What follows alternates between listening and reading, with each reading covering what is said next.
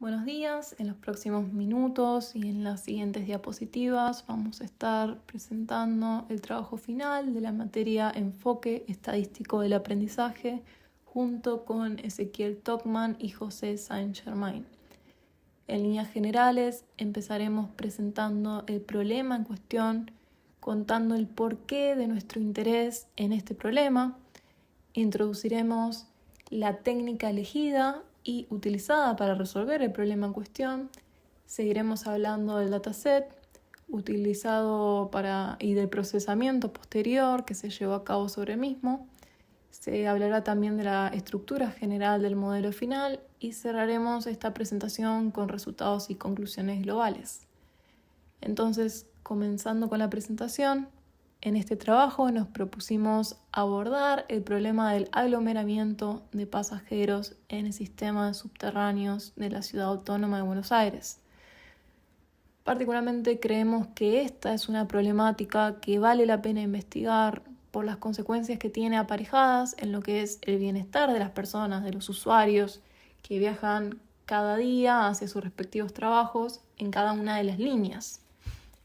Es por esto que nos propusimos como objetivo general de esta investigación obtener o generar un modelo que permita predecir cuál va a ser el número de pasajeros de cada estación de la línea de subterráneos, ya que conocer el volumen de pasajeros nos va a dar idea de la probabilidad de que se genere un aglomeramiento de pasajeros. Entonces, para cumplir con este objetivo, utilizamos una técnica denominada CART, cuyas siglas en inglés significan Classification and Regression Trees, es decir, árboles de regresión y de clasificación. Se trata de una técnica de aprendizaje supervisado que, como indica su nombre, sirve tanto para problemas de regresión como problemas de clasificación. Entonces, como nuestro objetivo puntual es intentar predecir una variable numérica, o sea, cantidad de pasos por los molinetes de las estaciones, nuestro problema es particularmente un problema de regresión. Creemos que un modelo como este podría llegar a ser útil, por ejemplo, para tomar la decisión de ampliar la red, o tomar la decisión de realizar inversiones para mejorar la infraestructura de la red en caso de ser necesario.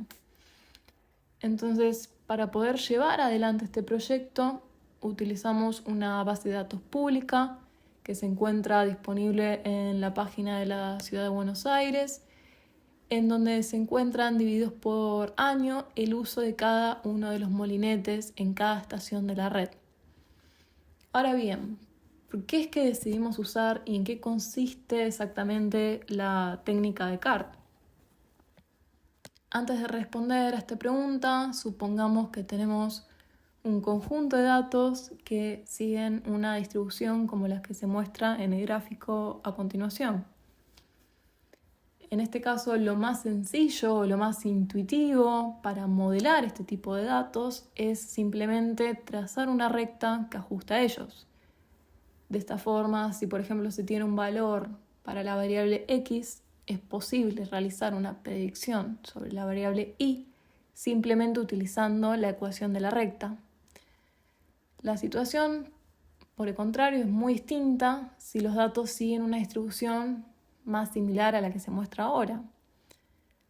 Obviamente que ajustar una línea recta a nuestros datos en este caso no tendría sentido alguno. En este caso, una posibilidad consiste en plantear, por ejemplo, un árbol de regresión. Los árboles de regresión se usan particularmente cuando la variable que se busca predecir es continua.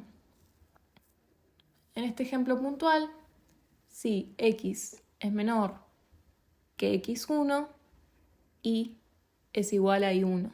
Si no se cumple esto, planteamos la posibilidad de que x sea mayor o igual a x3. Si esto se cumple, y es igual a y2. De lo contrario, se plantea si x es menor a x2. Si esto es así, y es igual a y3. Por el contrario, y resulta igual a I2. El procedimiento de CART se basa en un procedimiento de particiones iterativas, dicotómicas y recursivas. Por supuesto que este procedimiento es un ejemplo de juguete. Un caso real dista mucho de lo que es este ejemplo. Es simplemente un ejemplo para representar cómo funcionan los árboles de regresión. Muy sencillo y con una única variable predictora. Los árboles de este tipo son particularmente útiles cuando se tienen muchas variables predictoras, ya sean numéricas como categóricas. Entonces, dentro del árbol, al primer nodo se lo denomina nodo raíz. Cada nodo se va a ir descomponiendo en ramas hacia nodos terminales y nodos no terminales. Particularmente a los nodos terminales se los denomina también hojas del árbol. Cada hoja, en este caso, va a representar un valor numérico, justamente por esto de que estamos trabajando con un problema de regresión. Y en líneas generales y a modo de resumen de qué son los árboles de regresión, podríamos decir que se trata de métodos no paramétricos, es decir, no hay una asunción previa sobre la distribución poblacional de los parámetros, son algoritmos de tipo greedy, por lo tanto el algoritmo avanza, da pasos buscando en cada instancia el óptimo local y utiliza particiones binarias recursivas, es decir, la construcción del árbol se realiza mediante particiones ortogonales del espacio de atributos. Ahora bien, ¿qué es lo que significa exactamente esto último? Los árboles se construyen usando un algoritmo de visión binaria recursiva. Esto último consiste básicamente en tomar el conjunto de datos y partirlo en dos partes. La idea es encontrar un valor de corte que separe los valores de Y lo mejor posible, de forma de que ambas particiones generadas queden con la menor impureza posible. Para comenzar, se podría trazar, por ejemplo, una línea recta entre la primera observación y la segunda observación, tal como se muestra en el gráfico. Esta recta va a representar un valor umbral candidato para armar el árbol final. Seguido de esto, se calculan los valores promedios de todas las observaciones para cada partición, la de la derecha y la de la izquierda. La línea paralela al eje X que se muestra representa este último valor, el valor promedio de las observaciones. Se ve que a la derecha y a la izquierda el valor promedio observado es distinto. Entonces, a la izquierda, puntualmente, como la media coincide con el valor del punto, su impureza es nula. Por la derecha la situación es diferente, la impureza es muy alta. Este corte es a simple vista bastante malo, pero para evidenciar esto de forma más objetiva, lo que se puede calcular, lo que se puede determinar es la variabilidad en cada partición, como una medida de impureza. Entonces se define como noción de impureza para una partición o nodo a la suma de las diferencias entre cada observación y su valor promedio al cuadrado. En otras palabras, y de forma más sencilla, la dispersión o variabilidad se calcula como la diferencia entre cada punto y el valor promedio de la región. O sea, el residuo que se encuentra representado trazando la línea recta entre el valor esperado y el valor promedio de la partición. Esto a su vez se eleva al cuadrado y se suman los valores obtenidos para todo el conjunto de la derecha por un lado y para la izquierda por el otro lado. Ahora bien, la idea es encontrar el valor de corte que minimice de alguna manera la suma de las impurezas del nodo derecho y del nodo izquierdo. Por lo que se debe hacer, lo que hace el algoritmo es seguir iterando umbrales, como se muestra a continuación. El algoritmo va a buscar de esta forma un umbral que tenga la menor dispersión, que genere la menor dispersión. Y este se convierte en un candidato para hacer la raíz del árbol.